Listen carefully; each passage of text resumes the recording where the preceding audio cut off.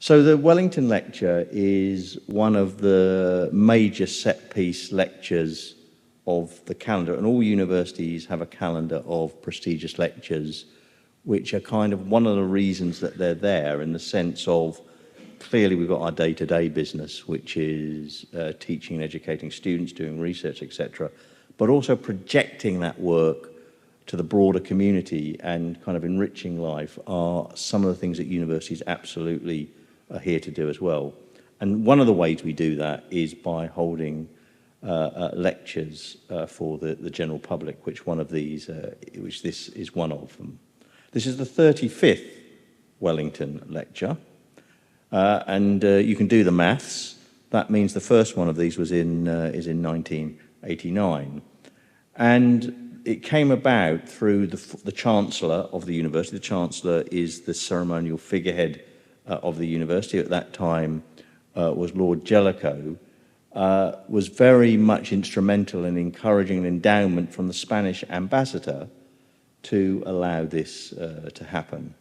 And the Wellington Lecture explores, generally conceived, the lives and times around the first Duke of Wellington, and particularly the influence that the first Duke had, which this is my 6th one of these now. And it's been, in fact, incredible to find the very far-reaching influence the Duke had. Now, tonight, we're going to be joined. We've had speakers from all over the world give this lecture, but I'm very pleased that we're able to host this from the home team tonight. And I shall introduce the speaker in a second. But one of the other things this allows me to do is to also kind of make clear that we are also very proud to be the host of the archive of the first Duke of Wellington.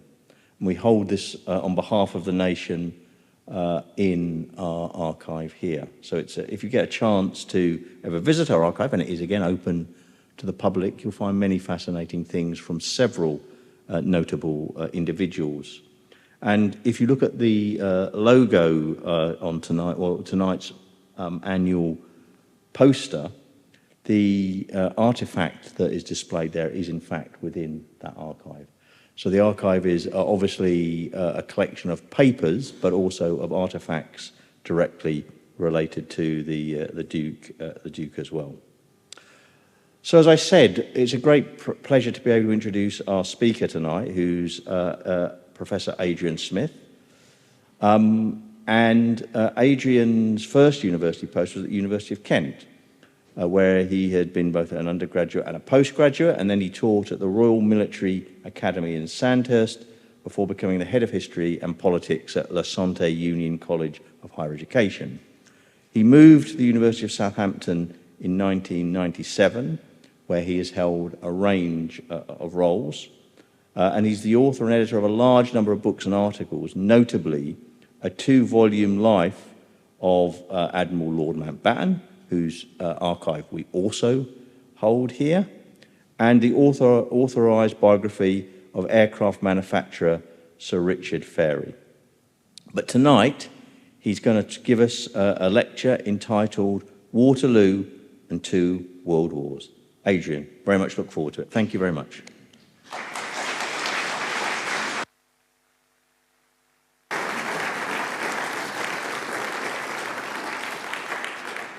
Well, my thanks to the Vice-Chancellor for those kind words and for the invitation to give tonight's lecture.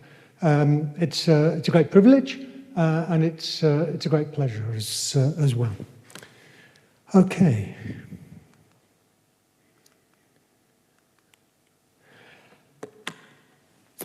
Sometime in the summer of 1945, Captain Alf Smith, Royal Warwickshire Regiment, Staff Officer, 21st Army Group, Brussels headquarters, spent a day south of the city sightseeing. He toured the battlefield at Waterloo, but it was some time after the 130th anniversary commemoration on the 18th of June 1945. I know my dad was there because his Batman and driver took a photograph of him with a big grin on his face in front of the Lion Mound. I have spent weeks into months looking for that photograph over the past year with no success. So my apologies, it's not there. It's not up on the screen tonight, but there's a photograph from roughly the same period of my dad. Now, my father left school at 14, his prowess at cricket helping considerably to secure his commission. And the chances are that he knew very little about the Duke of Wellington, other than that he gave Napoleon a bloody nose. What he did know was that from the winter of 1944, the killing fields of Waterloo, and my dad knew all about killing fields, was, in today's parlance, the go-to experience for any British soldier with a keen sense of history. For many officers, especially regulars, Waterloo was a place of pilgrimage. For veterans of the Great War, visiting the battlefield had been impossible until late 1918. Why? Because, of course, in August 1914, the Germans had so rapidly secured control of the Belgian capital and of its hinterland. In the winter and spring of 1939-1940, a visit was out of the question. Members of the BEF, the British Expeditionary Force, were strictly forbidden to cross the border into Belgium. Belgium was a neutral country. The speed of the German offensive in May 1940 ruled out any British excursion to Waterloo until liberation over 4 years later. Now, it seems to me ironic that the British were denied access to the Waterloo battlefield throughout the First World War and for most of the Second World War, and yet the Germans, for much of this time, enjoyed easy access. In German history, the Battle of Waterloo is known as La Belle Alliance, named after the inn where the victors, Wellington and Blucher, met on the evening of the 18th of June.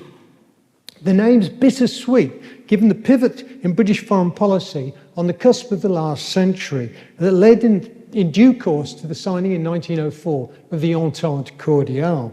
For the next 10 years, up until the start of the Great War, the First World War, Berlin endeavoured to disrupt the Entente, using a mix of threats and promises to try and resurrect La Belle Alliance with London. And the Wilhelmstrasse, still, the German Foreign Office, still saw Britain as Germany's most natural ally. Waterloo was a site which many, if not all 19th century Germans, had treated with a reverence not dissimilar to that of their one-time ally and their future implacable foe. Many, but not all Germans.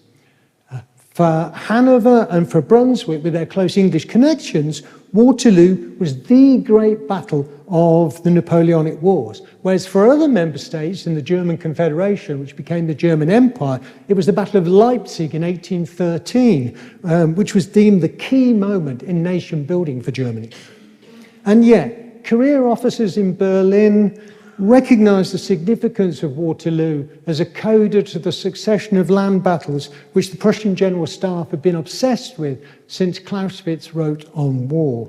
On June the 18th, 1815, troops such as the Hanoverian Brigade and the King's German Legion had performed heroically in resisting successive French assaults. Just was about 3 or 4 years ago, Brendan Sims gave a lecture on precisely this topic for that year's Wellington Lecture. It's incredible, but out of the 209,000 Allied troops, no less than 155,000 were German-speaking. Had Blucher arrived earlier in the day, then the Prussian and later the German army would have hailed Waterloo as one of its greatest triumphs. Kaiser Wilhelm II did precisely that in 1903, when he was praising Hanoverian soldiers for, in his rewrite of history, saving their British compatriots, their British comrades, from annihilation.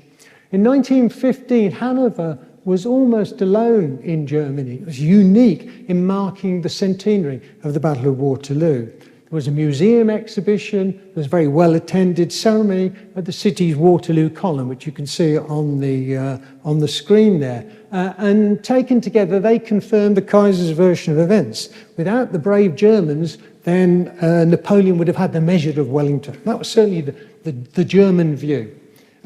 As for the rest of Germany during the First World War, not surprisingly, they ignored the anniversary, reinforcing Leipzig's precedence over Waterloo in the nation's shared memory. The next time that Hanover had a sort of collective engagement with the battle came half a century later.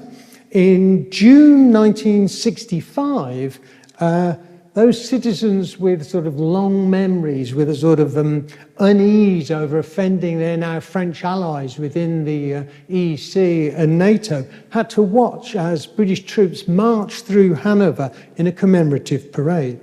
Well, there's clearly a fascinating topic here, Wellington and two world wars, the German perspective. But I think it's one that I need to leave to the experts like Brendan Sims. Because instead, the rest of the lecture, I want to focus on the British military, while at the same time noting the rather sort of muted civilian commemorations of the 100th anniversary in 1915 and of the 130th anniversary of Waterloo in 1945. Well, the centennial in 1915 came at a very grim moment in the early years of the First World War. Casualties were mounting on the Gallipoli beachheads, and casualties were mounting in Belgium, where the original BEF, British Expeditionary Force, had, with huge loss of life, seen off a renewed German attack on Ypres. The 130th anniversary occurred at the start of the 1945 general election campaign, and with the initial euphoria of VE Day muted by the expectation that British forces, boosted by reinforcements from Europe, would be fighting the Japanese for months, probably into years.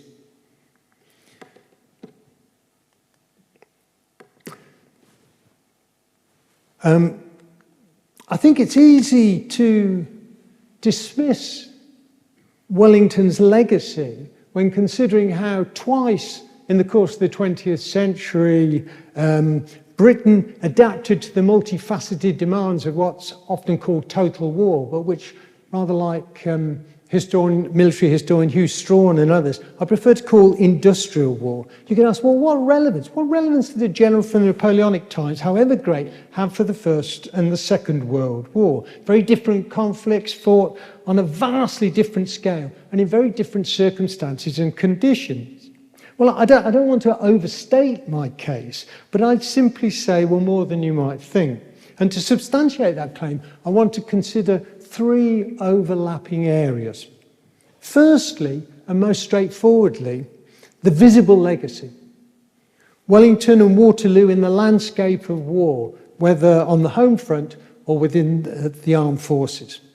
Secondly, I want to consider the legacy of Wellington with reference to military doctrine and continuing areas of debate with regards to morale and combat effectiveness of the British Army by the summer of 1944.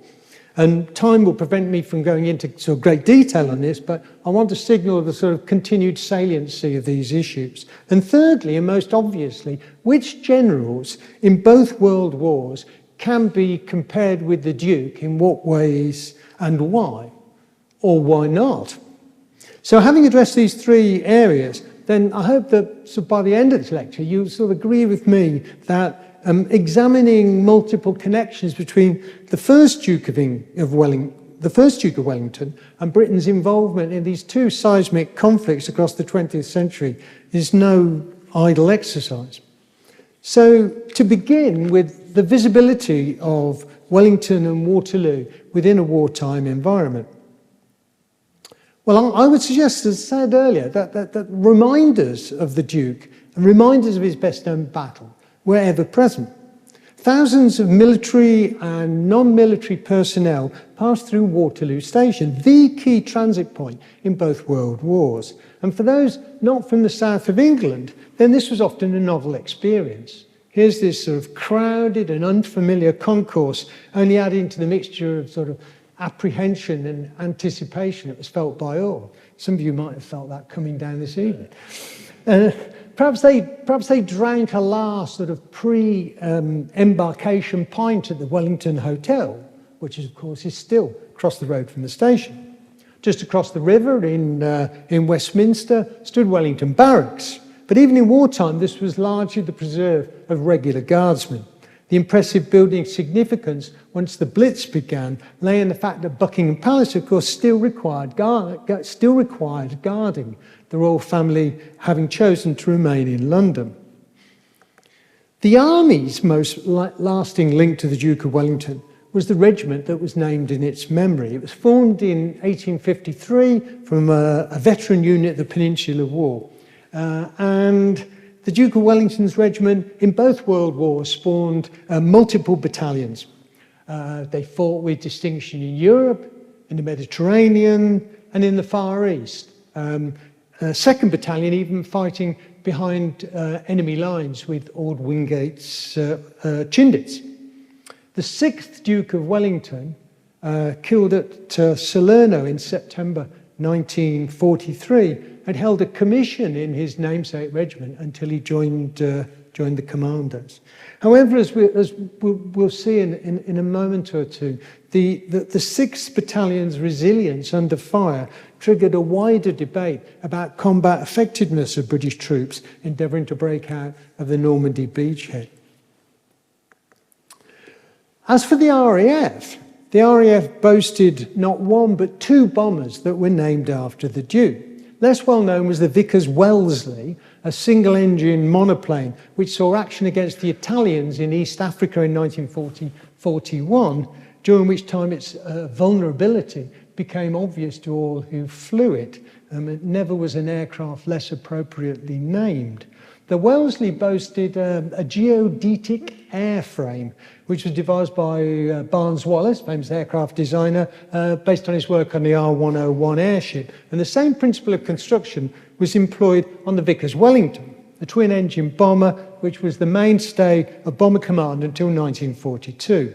In production from 1936 to 1945, more Wellingtons were built than any other bomber. It's Wellingtons that are seen being constructed in Humphrey Jennings' 1941 documentary Heart of Britain, and it's a Wellington that shot down over Holland in Michael Powell and Emeritus Pressburger's 1942 feature film, One of Our Aircraft is Missing. There's an irony here because RAF propaganda freely associated the Wellington with the Iron Duke, but it ignored the convenient fact that like the Stirling, the Lancaster, the Halifax, etc., pre-war Bomber Command named its aircraft after British towns and cities. Moving on very quickly to the Royal Navy. The Royal Navy boasted an HMS Wellington and an HMS Duke of Wellington during the Second World War, but these were sort of largely names of convenience, fairly inconsequential. One was an escort sloop and one was a converted landing craft.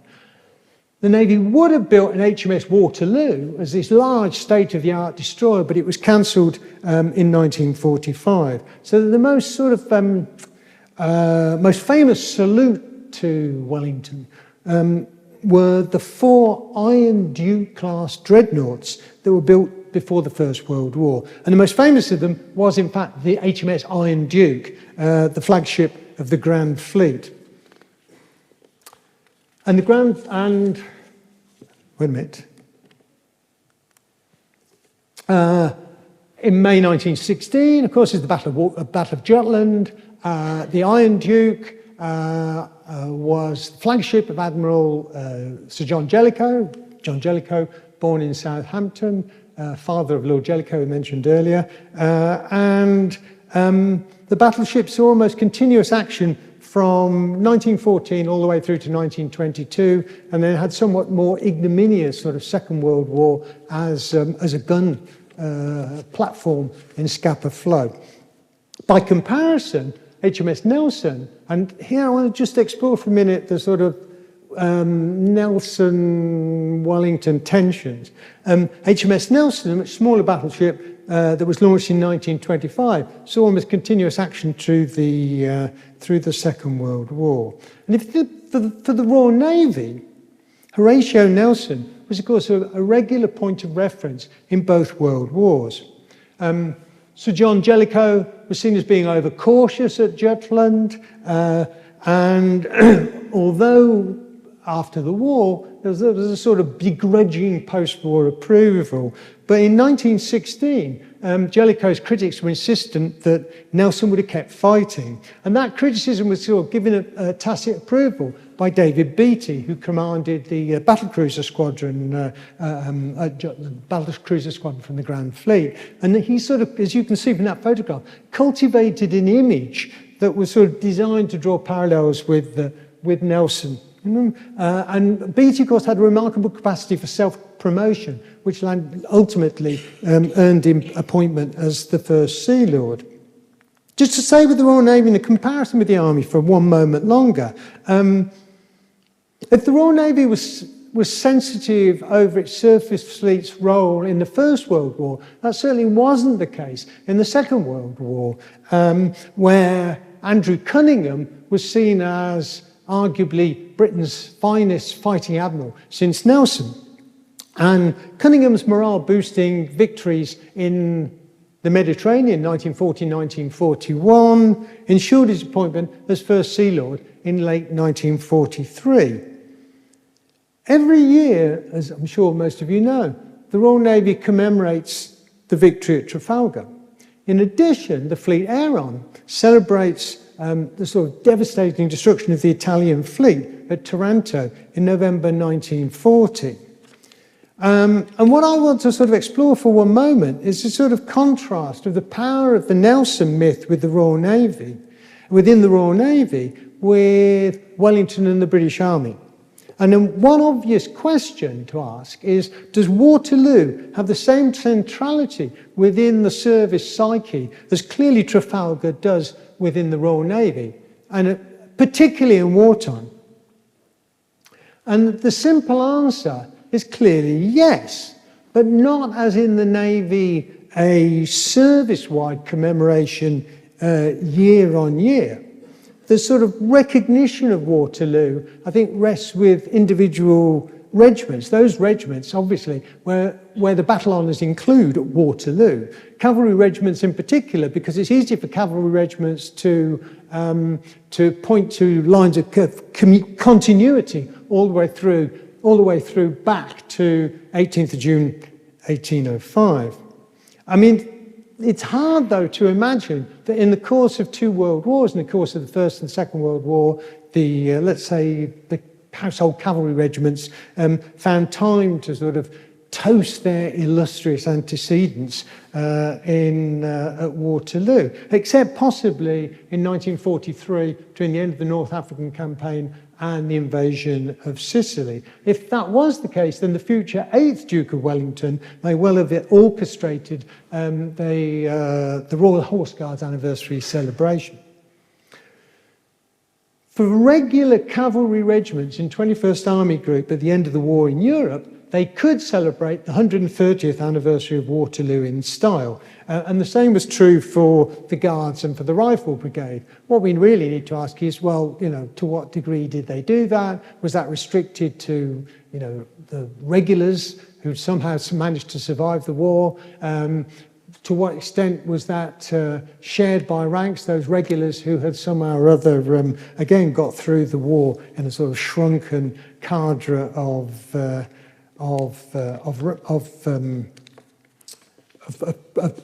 privates and NCOs. Okay, so to move on, Wellington and military doctrine.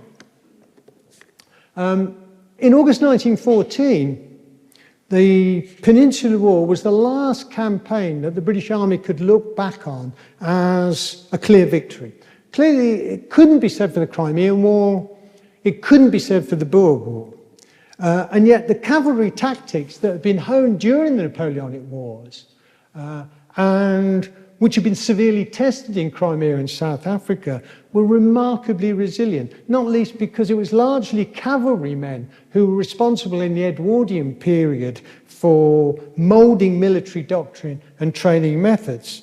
And yet by October of 1914 and move towards trench warfare in the Western Front, clearly these ideas were going to be obsolete, albeit resurrected to a degree between the wars. So trench warfare meant that few, if any, British generals found themselves asking what would Wellington do? And of course the same was even more the case in 1939, 1945. Occasionally, a military historian has asked what would Wellington have done? John Keegan, for example. Not that Keegan's legacy is always viewed in a positive light. Brian Bond and David French both attributed an absence of initiative, a quick thinking on the battlefield, to a sort of inflexible top-down system of command and control that was traceable straight back to Wellington. For the British Expeditionary Force, 100 years on from Waterloo, fighting on the Western Front consolidated an unquestioning adherence by subordinate commanders to the prevailing master plan. David French paralleled the evolution of British military doctrine with 19th century industrialisation. He argued that by 1915, Douglas Haig and his fellow generals were trying to impose a regularity and order on a chaotic battlefield in the same sort of way that industrialists had sought in the course of the 19th century to impose on manufacturing a sort of strict adherence to certain principles and practices, in this instance, principles and practices of war. Fast forwarding to today, and former generals like Rupert Smith and Richard Dannett argue that the reversals of 1940, 1942 were for exactly the same reason, that they confirmed the resilience of an ethos that penalised rapid response to changing circumstances. Ironically, much of the historiographical debate over the morale and the combat performance of British infantry in Normandy, where attrition rates, of course, significantly exceeded those of the Western Front, they focus upon the Duke of Wellington's regiment, and specifically the 6th Battalion. The regiment's other battalions, as I mentioned earlier, all fought with distinction throughout the Second World War. However, in July of 1944, Montgomery disbanded the 6th Battalion. This was following a damning report on command and cohesion, an explanation of why the battalion's morale had completely collapsed in the course of the first month of fighting in Normandy. In his bestseller in 1984, Overlord, Max Hastings focused on the degree to which the 6th Battalion had effectively abandoned the line. He saw this as confirmation of the German general's claim that raw British troops, plus exhausted veterans of the 8th Army, were demonstrably inferior to their adversaries. In other words, that victory for 21st Army Group had come through superior firepower and through air supremacy. In due course, a more nuanced view appeared, expressed by historians like David French and John Buckley, and they questioned the readiness of Max Hastings to generalise about the calibre of British infantry on the strength of one painful incident. And they pointed to the fact that the 6th Battalion were facing a division fresh from the Eastern Front, 12th SS Division Hitlerjugend. They pointed to the fact that in the first few weeks that they'd been in Normandy, the 6th Battalion had experienced 50% losses. And they included the commanding officer, his adjutant, every company commander, and the majority of subalterns. So this was a sort of complete implosion of a battalion. And they also pointed to the fact the 7th Battalion of the Duke of Wellington's regiment, similarly untested in combat before D-Day, had been deployed alongside the 6th in Normandy, had survived crippling casualties and still carried on fighting. So for these reasons alone, the Duke of Wellington's regiment is no longer synonymous with a damning sort of revisionist view of how well British infantry battalions fought in northwest Europe in 1944-1945. Meanwhile, modern bestsellers like James Holland's Brothers in Arms have maintained the reputation of British armour. A yeomanry regiment of cavalry like Nottinghamshire's Sherwood Rangers would have been instantly recognisable to the Duke in 1939. Apart from the khaki uniforms, they'd have looked remarkably similar to a cavalry regiment in the 19th century. And yet within 2 years, these civilians in uniform had become a frontline force in the Desert War in North Africa, and then reinvented themselves to fight in very different conditions from Normandy to the Baltic. It was the Sherwood Rangers who were fighting alongside the 6th Battalion of the Duke of Wellington's regiment on 17th and 18th of June 1944, when the battalion suffered this sort of catastrophic baptism of fire. Note the date, the 17th and 18th of June 1944. Stanley Christopherson, the Sherwood Rangers commanding officer, wrote in his diary, "The Duke of Wellington's, with whom we were holding this high ground, took a bad hammering and retreated without orders, leaving its anti-tank guns and equipment, some of which were captured in a counter-attack." And that counter-attack involved the 7th Battalion, thereby maintaining the honour of the regiment on the 129th anniversary of the Battle of Waterloo. Stanley Christopherson had been promoted to Lieutenant Colonel and given command of the Sherwood Rangers on the eve of the battle, because everyone senior to him was either dead or was wounded. And what this shows is that in North Africa, but even more so in Northwest Europe, tank regiments experienced a turnover of officers, of NCOs, of troopers, which even Wellington post-Waterloo would have found absolutely staggering. So the obvious third question in terms of legacy of Wellington, the long shadow into the two world wars, is, well, which British generals can be spoken of in the same breath? Well, the easiest answer is probably say none. Posing the question sort of presumes a pyramid of, if you like, sort of British martial achievement, which sees Wellington and Marlborough contesting the apex with other victorious commanders from, I don't know, Cromwell to Edward II, from General Wolfe to Haig, some distance below. But of course, crudely ranking military leaders across a millennium is clearly absurd.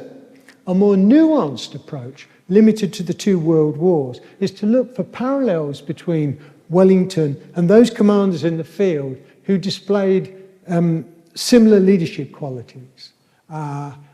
And my list of those leadership qualities would include personality, empathy, motivation, organisation, imagination, innovation, risk management, endurance, strategic vision, tactical nous, and flair for alliance diplomacy.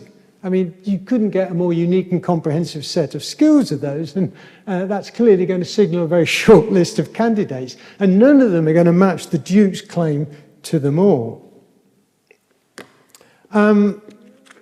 Note that my qualification was commanders in the field. Rather unfairly, therefore, this discounts Alan Brooke, Chief of the Imperial General Staff from 1941 to 1946, a truly outstanding Chief of Staff who, to keep the Americans happy, was forced to forego appointment as Supreme Commander of Overlord in favour of Eisenhower. Like Wellington and like a number of generals in both world wars, including Montgomery, Alan Brooke was born into the Anglo-Irish ascendancy. His masterly control of Second Corps, his retreat to Dunkirk in May-June 1940, clearly has got echoes of Wellington's retreat from Burgos to Ciudad Rodrigo in the autumn of 1812. The Duke would have thoroughly approved, in contrast to an earlier Second Corps, far more costly retreat from Mons to Marne in August of September 1914. Wellington would have condemned the losses that were sustained at Le Cateau while recognising and applauding the BF riflemen's sharpshooting skills. And I'm sure there are experts here on Waterloo would want me to point out that there was an even earlier Second Corps commanded by Lord Hill on the 18th of June 1815. While on commemoration, I discovered from my colleague Anne Curry that while there was no opportunity in 1915 to mark the Battle of Waterloo because the battlefield was behind enemy lines, there was an opportunity on the 25th of October 1915 to commemorate the 500th anniversary of the Battle of Agincourt.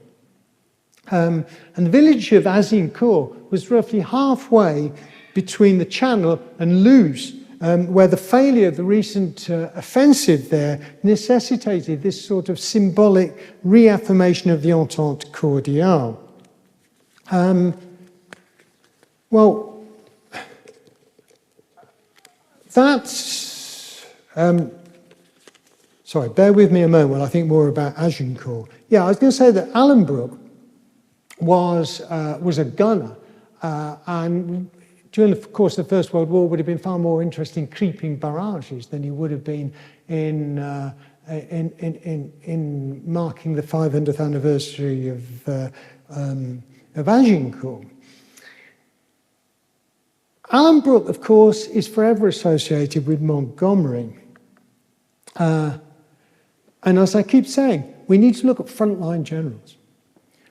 Montgomery, of course, Bernard Montgomery, is a brilliant self-publicist. Clearly established himself in the popular consciousness as Britain's most successful general in the Second World War. From El Alamein in the autumn of 1942 all the way through to his death in 1976, he enjoyed a unique level of popular recognition. And no doubt there are many who would claim him to be the nation's greatest general since Wellington. Certainly Montgomery thought so himself.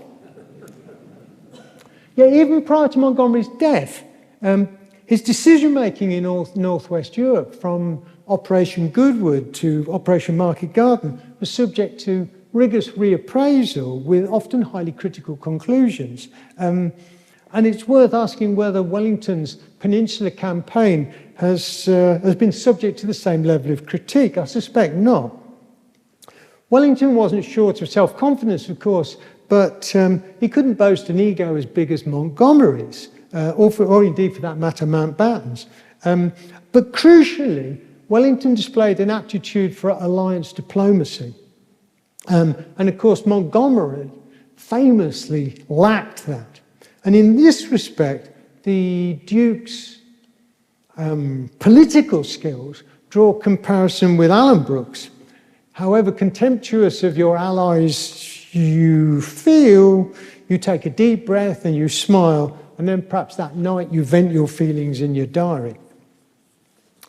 In Brussels, after it was liberated in 1944, Montgomery's intelligence chief used the example of Wellington to warn his boss of pontificating on the post-war world at a time when the war still hadn't been won. The fact that the Duke of Wellington won the Battle of Waterloo just down the road didn't stop his windows being stoned when he turned politician, and Monty took on board the timely words of Brigadier Williams. And he also went off to tour the battlefield, drawing on his experience in December 1944. It's incredible, but during the Ardennes counter-offensive, he sent one of his corps commanders, Brian Horrocks, home on leave because Horrocks, who was commander of 30 Corps, had suggested that the Germans be allowed to advance as far west as Waterloo, so that this time around they could find themselves on the losing side.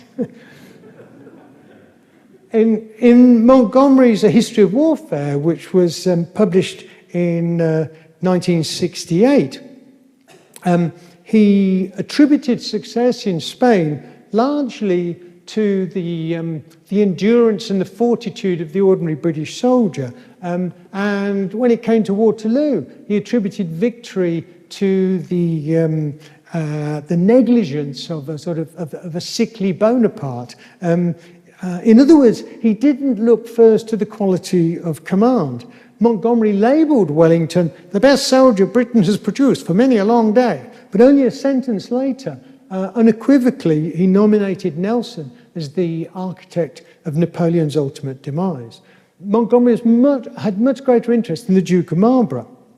And Marlborough's supposed status as a military genius wasn't unconnected to the fact that Montgomery found distinct parallels between the Duke of Marlborough's experience and his own experience on the battlefield. Well, moving on, Montgomery, in A History of Warfare, to his credit, was generous in his praise of Field Marshal Lord Slim. He highlighted more than once Bill Slim's tactical brilliance in recovering Burma from the Japanese. And if any general from the Second World War could lay claim to Wellington's mantle, is it Slim? Is it Uncle Bill, who from 1943 forged the 14th Army, the famous Forgotten Army, into a formidable fighting force? Of the 13 divisions that comprised the 14th Army, 8 were Indian, 2 were British, and 3 were African, with a similar sort of ratio for autonomous British and Indian brigades. Let's consider Wellington's composite army in India at the Battle of Assaye, which the Duke more than once spoke of as his greatest victory. On the 23rd of September 1803, date of the Battle of Assaye, he commanded just 3 British regiments. And yet the complementary forces of the East India Company were overwhelmingly indigenous. So let's look to the then Major General Wellesley. He trusted and respected his Indian troops. He made shrewd appointment of commanders in the field. He laid out clear objectives to both his officers and men. He focused on the well-being of his forces on and off the battlefield. He valued high-quality intelligence, and he made himself visible on the front line. To what extent were the foundational principles on which Wellington went on to fight the Peninsular War, and on which Bill Slim led his men and women from Bengal to Rangoon, the same? And a further parallel, I would argue, is both generals' reliance on irregular forces, whether they be Spanish guerrillas in the Peninsular War or Chindits and Burmese nationalists in Burma. Also, like Wellington and unlike Montgomery, Slim could serve as a team player if necessary, most famously, of course, in his partnership with Mountbatten, as Commander-in-Chief, Southeast Asia Command. In the First World War, unlike the Crimea or even the Boer War, as we've already seen, Wellington was rarely seen as a guide for generals on the Western Front. If he could serve as a role model, then it was in logistical operations and it was in the maintenance of morale behind the lines. You know, how Wellington would have raged at the appalling consequences of poor leadership on the Dardanelles, Gallipoli, albeit exempting colonial commanders like Monash and Birdwood. And yet, how he would have loved to command the Allied offensive of 1917-1918, designed to destroy Turkish power in the Levant and the Arabian Peninsula. So here again was a multinational force with extended lines of communication and supply that stretched from the Suez Canal all the way up to the Bekaa Valley, and a commitment to reconciling speed and mobility with the deployment of maximum force. So Palestine was the last great cavalry campaign, but for gunners and for infantry, it was a further manifestation of industrial war, of using all necessary components to secure absolute victory. And overseeing this grand assault on Ottoman hegemony was the future Field Marshal Viscount Allenby, a cavalryman whose pre-war CV Wellington would have found not that dissimilar to his own. Like the Duke in the Peninsula, like Bill Slim in Burma, Edmund Allenby placed a premium on maintaining the morale, the physical well-being of troops a long way from home and fighting in an alien and a hostile environment. Allenby was notoriously short-tempered, but the political acuity that he demonstrated in Palestine, let alone his obvious capacity for supreme command, would surely have earned him Wellington's approval. So, by now, it's clear that even if Wellington lacked the same mythical status across the army that Nelson enjoyed within the Royal Navy, nevertheless, he was never present within service life, not least for regular officers and for other ranks keenly aware of regimental history and tradition. His name, like that of the battle for which he's best known, was a recognised part of wartime Britain, even if for much of the time civilians scarcely registered the Duke's long shadow. His name and image, of course, had an imperial presence, as Miles Taylor explored in an earlier Wellington lecture. No previous general, including Cromwell and Marlborough, has experienced the same intensity of memorialisation as Wellington. And the only post-war equivalent is Mountbatten, of course, like Nelson, a sailor. While generals like Bill Slim or Edmund Allenby would only look to Wellington as a point of historical reference, it's hard to believe that Montgomery didn't on occasions look for comparisons with the Duke, even if, as I've already said, it was John Churchill, Duke of Marlborough, that he drew more obvious comparisons with. Unlike the first, the Second World War lends itself to imagining a modern Arthur Wellesley forging his reputation as a great commander.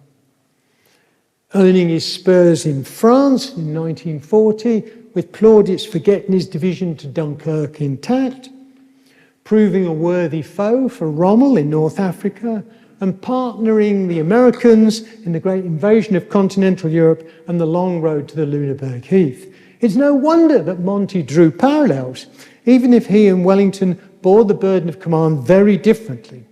And as I've already suggested, the Duke's dealings with the Americans and with other Allied commanders would have displayed a good deal more patience and political nous had he been around in the Second World War. And Wellington's relations with Alan Brooke as Chief of the Imperial General Staff might have been more testy, not least as Alan Brooke was always wouldn't have been as protective as he was towards Monty. What about inside Downing Street? Well, of course, change of government in 1945. In Downing Street, after July 1945, it's very hard to imagine that veteran company commander from the First World War, Major Attlee, having much time for the hauteur of Sir Arthur Wellesley. You can imagine it, can't you? Dukedom, out of the question. But what about before July 1945? What about with Churchill still in office? Can we sort of imagine for a moment the late-night brandy-fueled conversations of the Prime Minister and General Wellesley? What sort of topics of conversation? The martial feats of Churchill's illustrious ancestor at Blenheim and other battles, the attractions of mutual female acquaintances, the hottest curry house in Calcutta, the finer points of polo, the soothing qualities of a good cigar, the hidden depths of the British working man and woman, the iniquities of socialism, the respective merits of Goy and Velázquez. The list could go on and on. And we can only speculate on a fantasy marriage made in heaven. One thing we can be sure of is at Churchill's darkest moments during the war, whether the surrender of France, the surrender of Tobruk, or the surrender of Singapore, he surely drank deep the whiskey and soda, inhaled hard on the Havana, and cried out, "Where is my Wellington?" But of course there was no second Wellington. But in both the Second and the First World Wars, the Duke's finest qualities could be found in a myriad of different combinations in a variety of servicemen and women, from the most elevated general to the humblest of privates. Similarly, in both World Wars, there were British and colonial forces who Wellington would have taken pride in commanding. From the BEF in 1918 to the 8th Army in 1943, from the Anzacs at Suvla Bay to 6th Airborne at the Pegasus Bridge. Waterloo may have entered the national psyche, remembered if at all just once a year, but the leadership, the courage, the sacrifice that was displayed on the 18th of June 1815 was no less in evidence a century later in 2 world wars. Thank you very much.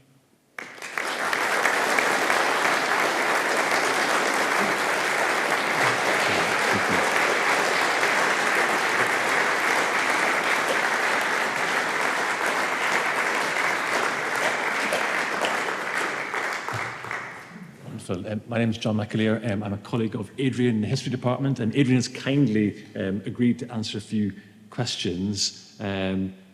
Before I start, I think I should say that, I think many of us here would have been aware that the Duke, the first Duke, had a very busy, productive life. I think, Adrian, your lecture gave us the sense that he had a very busy and productive afterlife. So a wonderful, wonderful lecture, and we're delighted to hear it. And I'm sure there's lots of questions that's been provoked. I think we've got 2 roving microphones. Our student ambassadors are going to act like coiled springs. So if you could put up your hand if you want to ask a question, and they will come and provide you with a microphone. Okay. In slight defence of Montgomery, I don't know why, because he was rubbish, but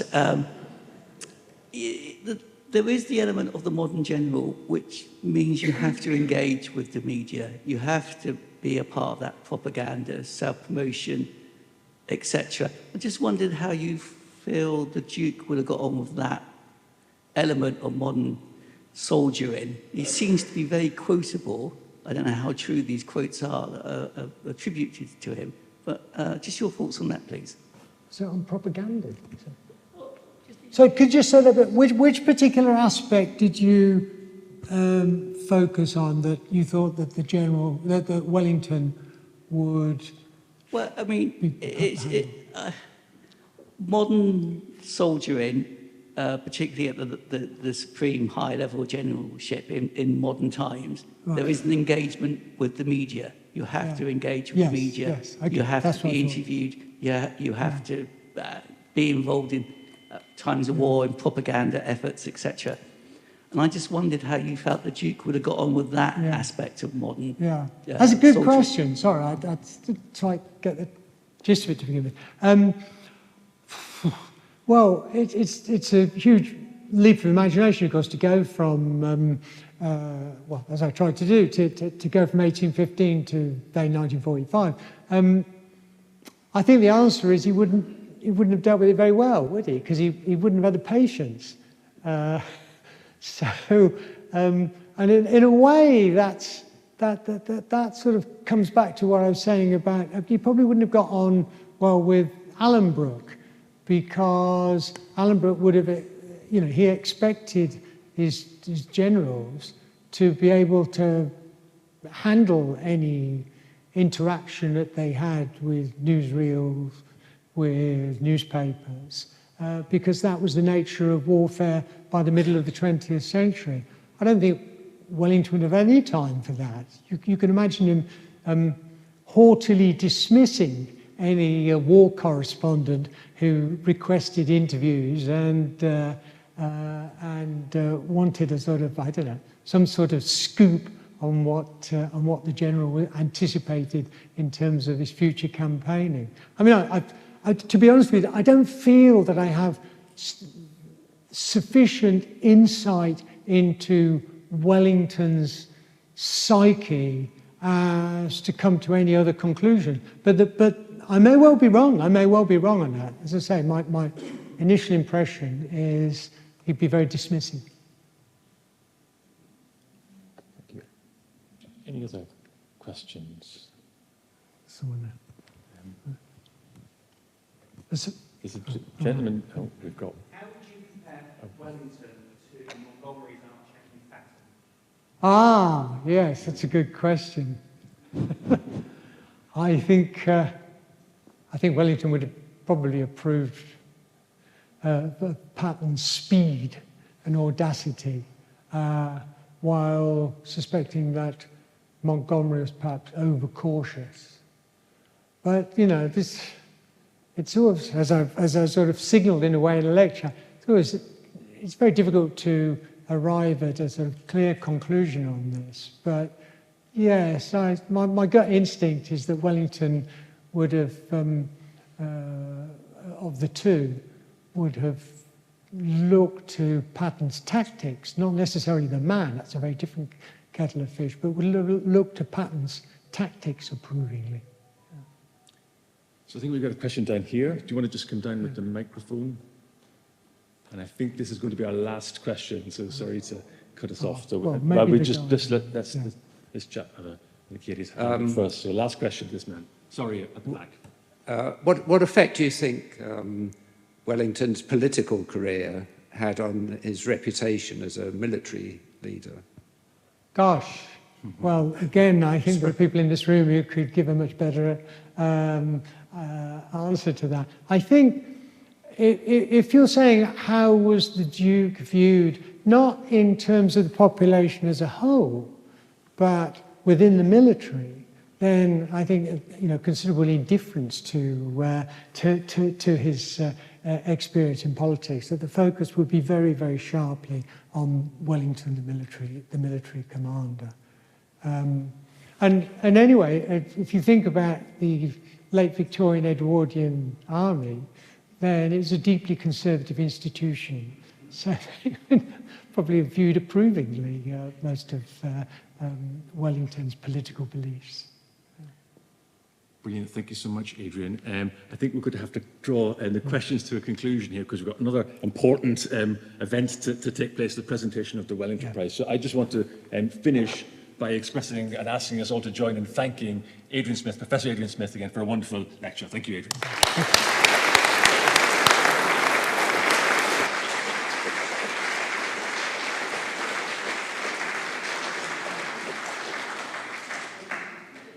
So if I could add my thanks also to Adrian for a really fascinating lecture. And those of you that are regular attenders, and I'm sure some of you attended many more of these than me, but in the 6 that I've seen, the very varied ways of looking at Wellington and his influence has been really very interesting. And thanks again for giving us new insight tonight. So as John has said, there are 2 purposes for this evening. Clearly the centrepiece is giving the annual Wellington Lecture, but also important is the presentation of the Wellington Prize. Now, a brief history of this. The Wellington Prize is open to any postgraduate or undergraduate student registered here at the University of Southampton whose work includes elements in the general area of Iberian studies or military history or British political history or government, that's the last or, of the 18th and 19th centuries. And the prize is awarded to the student who's made the most notable contribution in that area as we've defined above.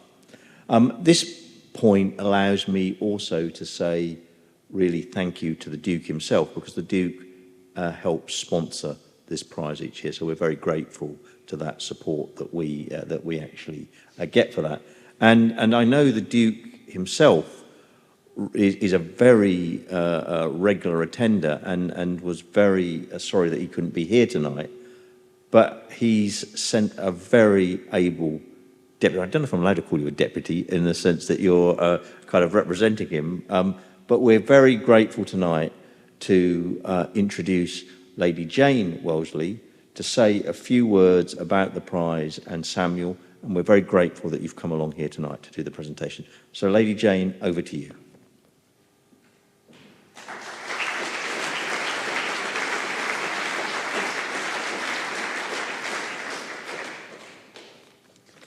Deputy, stand-in, I don't know, whatever you want.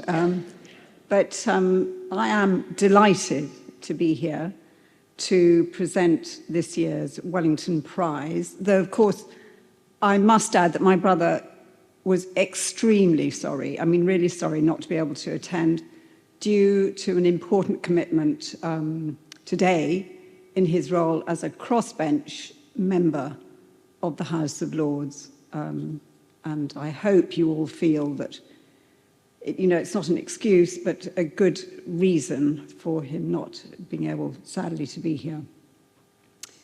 The nomination this year is an impressive and insightful piece of work that gives retrospective agency to enslaved people in effecting the end of the slave trade and to securing their emancipation from plantation slavery in 18th and early 19th century Jamaica. It's an extremely interesting, sobering, and timely read. The examiners described it as a thoughtful, well-researched, and coherently argued piece, which undoubtedly contributes to our understanding of this important aspect of the history of Jamaica, the Caribbean, and the wider British Empire. So it gives me great pleasure to present the Wellington Prize 2024 to Samuel Bates.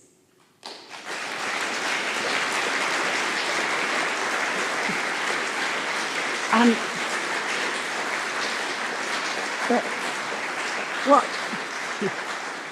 what I wanted to say, it gives me great pleasure to present the prize to you, but it's important that I tell you exactly what his undergraduate dissertation is entitled. And give us blood for blood and scar for scar.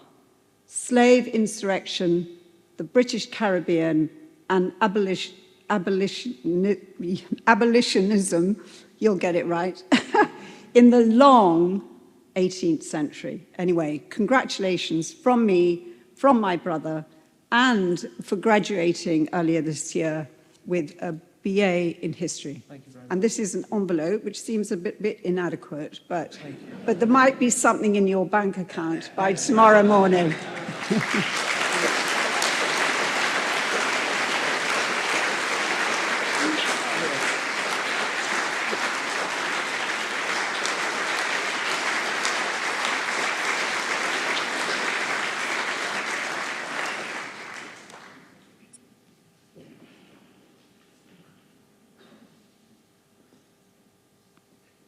So, Lady Jane, again, thank you very much for the presentation. You can tell the Duke that he's got very stiff competition. We might not want him back next year. No, don't tell him that, for goodness sake. Anyway, thank you very much for an excellent presentation. So, ladies and gentlemen, we're coming towards the close of this evening's event. I hope you've enjoyed it. I want to extend my special thanks to Lady Jane again, to Adrian for a really excellent lecture, which I certainly enjoyed very much. And again, to Samuel, congratulations on the award of the prize. And also thank you to you, the audience, because an event like this really gets a much greater buzz if it has an engaged and large-scale audience. I hope you think it's been a good use of your time. I'm really pleased that you've come to spend your evening with us here. We obviously hope we see you back at next year's lecture, but in spring 2025 also offers the Wellington Congress. And there'll be shortly events displayed and leaflets available explaining what that actual event is. So I hope some of you again will be interested in that. So can I say on behalf of the university, again, thank you very much. It's been a great privilege to host you all, and have a safe trip home. Thank you.